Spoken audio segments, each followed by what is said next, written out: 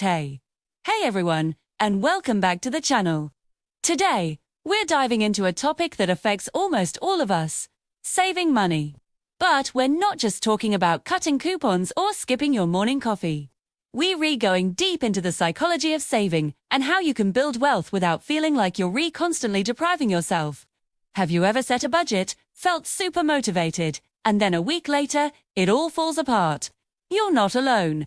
It often feels like a battle between our present self who wants that new gadget and our future self who wants financial security. The secret isn't about having superhuman willpower. It's about understanding how our brains work and setting up systems that make saving effortless. So, let's talk about financial self-control. Think of it like a muscle. The more you use it, the stronger it gets. But also, if you overuse it without rest, it gets tired. This is a concept in psychology known as ego depletion. If you spend all day resisting the urge to snack on cookies at the office, by the time you get home, you might find it harder to resist an impulse purchase online. Your self-control is drained. The key, then, isn't to rely solely on willpower. It's to create an environment where you need to use less of it. We want to make saving the default option, the easy path, so it happens automatically without you even thinking about it.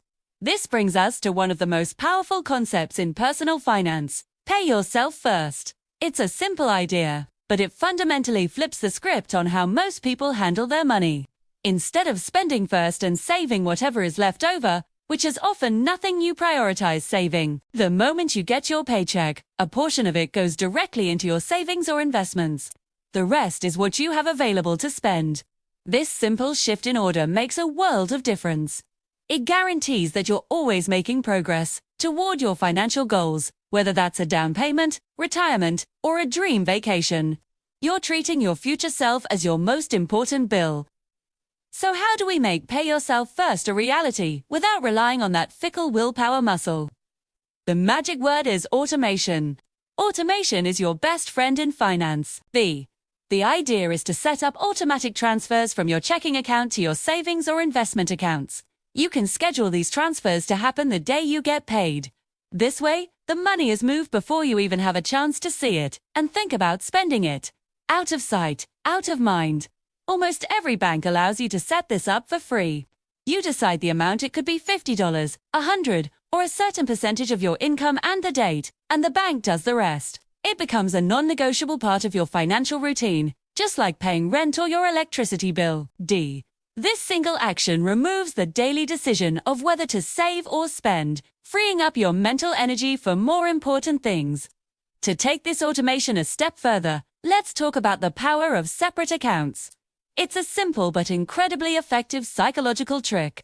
Instead of having one big pot of money in your checking account, you create different accounts for different purposes. You'll have your main checking account for daily expenses and bills. Then, you have a separate high-yield savings account that is purely for your long-term goals. This is the account where your automated transfers go.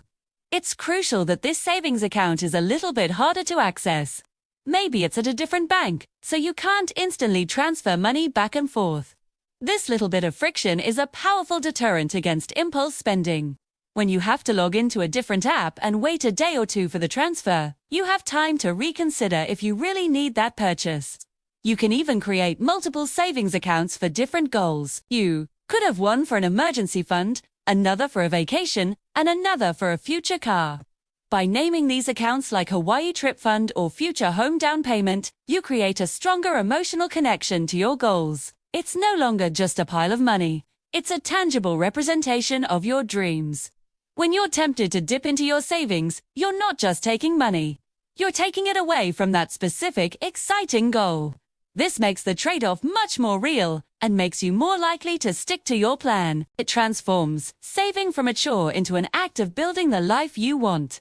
Now, let's address the big purchases. We've all been there. You see something you really want, a new phone, a designer bag, a fancy piece of tech. The urge to buy it right now can be overwhelming. This is where a powerful mental model called the 30-hour rule comes in. It's a variation of the classic wait 24 hours rule, but with a twist. Here's how it works. Whenever you feel the impulse to make a significant non-essential purchase, you first calculate how many hours you had to work to earn the money to pay for it. For example, if you earn $20 an hour after taxes and you want to buy a $400 gaming console, you would have to work 20 hours to afford it.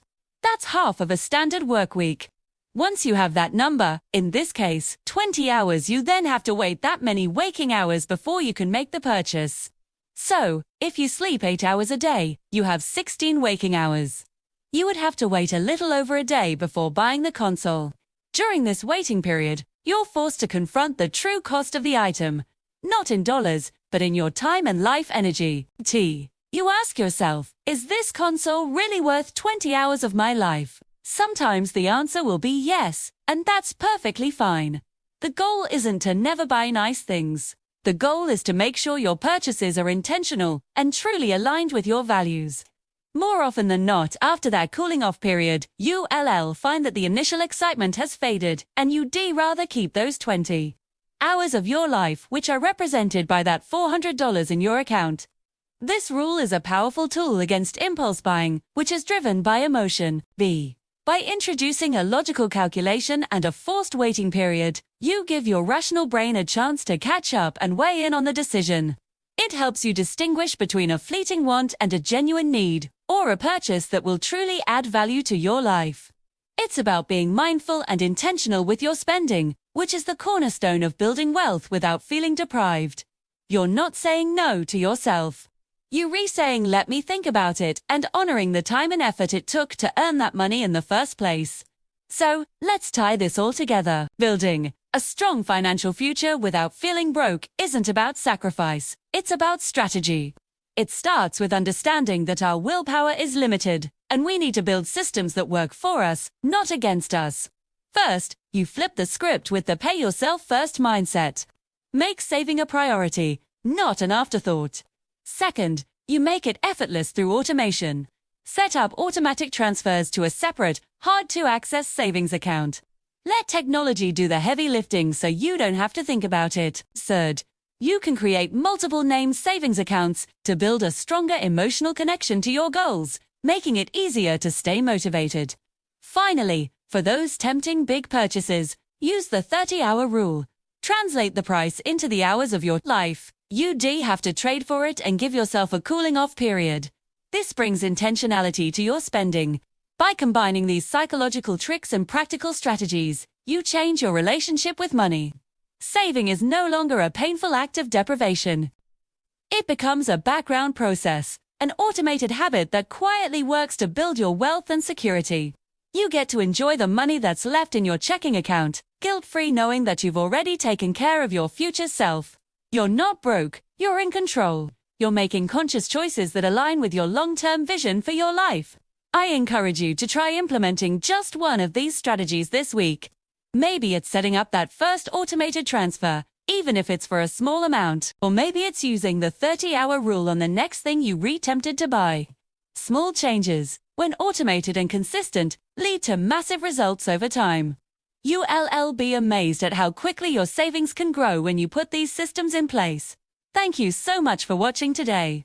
I hope you found these tips helpful. If you did, please give this video a thumbs up, and don't forget to subscribe for more content on personal finance and living a better life. Let me know in the comments which one of these strategies you're most excited to try. I'd love to hear from you. See you in the next video.